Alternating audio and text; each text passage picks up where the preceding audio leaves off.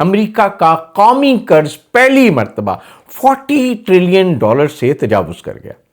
امریکی ٹریجری کے اعداد و شمار کے مطابق قرض تقریباً $40.047 ٹریلین تک پہنچ گیا۔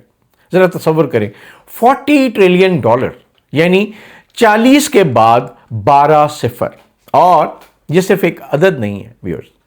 اس کے پیچھے امریکہ کے بڑھتے ہوئے بجٹ خسارے، سود کی ادائیگیاں، دفاعی اخراجات، سماجی پروگرامز اور کئی دہائیوں سے جاری بورونگ شامل ہے۔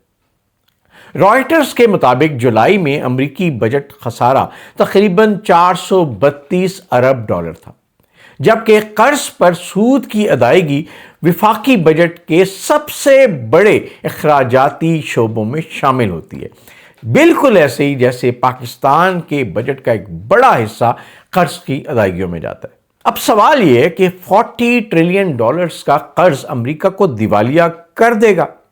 میرا جواب ہوگا فوری طور پر نہیں، کیونکہ امریکہ دنیا کی سب سے بڑی معیشتوں میں سے ایک ہے۔ ڈالر عالمی مالیاتی نظام کی مرکزی کرنسی ہے اور امریکی حکومت اپنی کرنسی میں قرض لیتی ہے، لیکن خطرہ پھر بھی بہت حقیقی، کیونکہ مسئلہ صرف قرض کی مقدار کا نہیں ہے۔ مسئلہ یہ ہے قرض کتنی رفتار سے بڑھ رہا ہے اور اس قرض پر کتنا سود ادا کرنا پڑ رہا ہے۔ اگر قرض تیزی سے بڑھے، سود کی شرح بلند رہے اور بجٹ خسارہ مسلسل بڑھتا رہے تو حکومت کے پاس مستقل بحرانوں سے نمٹنے کے لیے مالیاتی گنجائش بہت کم ہو جاتی ہے، اور یہی وہ مقام ہے جہاں امریکہ کی معاشی طاقت کا سوال اٹھتا ہے۔ یہاں ایک بہت بڑا جیو پولیٹیکل سوال ہے۔ امریکہ کے پاس اپنی طاقت صرف فوج سے نہیں، اس کے پاس 3 بنیادی پلرز ہیں: ملٹری پاور، ٹیکنالوجی اور ڈالرز۔